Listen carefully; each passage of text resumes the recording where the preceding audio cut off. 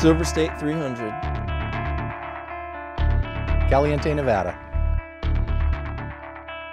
Silver State's a tough race. You have to be real strategic and patient. Patience is the key to that race.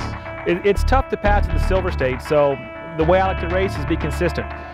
You'll find a spot, stay consistent, stay on your competitor, they'll make a mistake. Silver State is a very difficult race. I mean, it's not hard on the truck per se. It's more of a just as fast as you can go, a lot of dirt roads, and you got to be really smart. I mean, you can definitely make a mistake. It is very tough to pass there because of the fine silt dirt that's there, and also there's a lot of volcanic rock out there.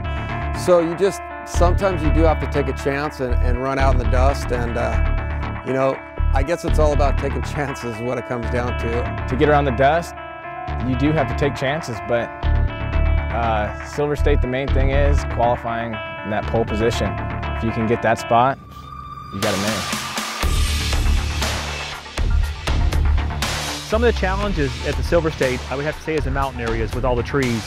You got rolling hills, you've got, you come up over a hill, you got turns, you don't know what's on the other side. There's a lot of rollers, high-speed rollers, there's a lot of G-outs, you'll be going really fast, come along, and all of a sudden there's a ditch, and it just comes out of nowhere. You know, it can rain in between the pre-run and the race. The biggest challenge about it is the gravel roads. You get going, coming into stuff a little faster than you think.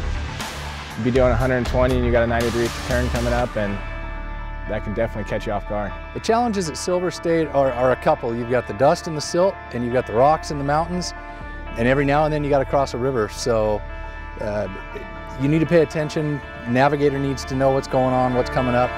And if you can deal with all three of those, you'll be good.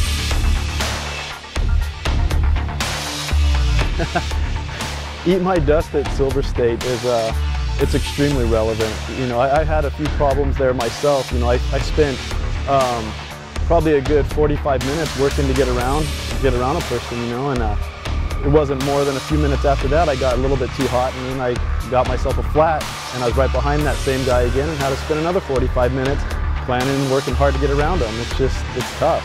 That's a pretty good one because everybody is in dust. And it's just because it's hard to pass because the speeds are so high that you just got to really wait and be patient. So you're in dust a lot. Eat My Dust at Silver State, it's pretty much 100% what it is the whole time. The term Eat My Dust totally applies at Silver State because if they haven't had rain up there in a while, it gets super, super silty. Off-road racing is a lifestyle. If you're an off-road racer, I get asked all the time, how much money do you make with that?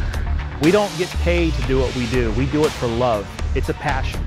Off-roading for me goes back to the age of 5 when I got my first motorcycle, you know, and started, you know, with the poker runs and the enduros and the hare scrambles and then motocross and so forth, and just progressed. Off-road racing is a lifestyle. It's dirty, it's grimy, it's badass.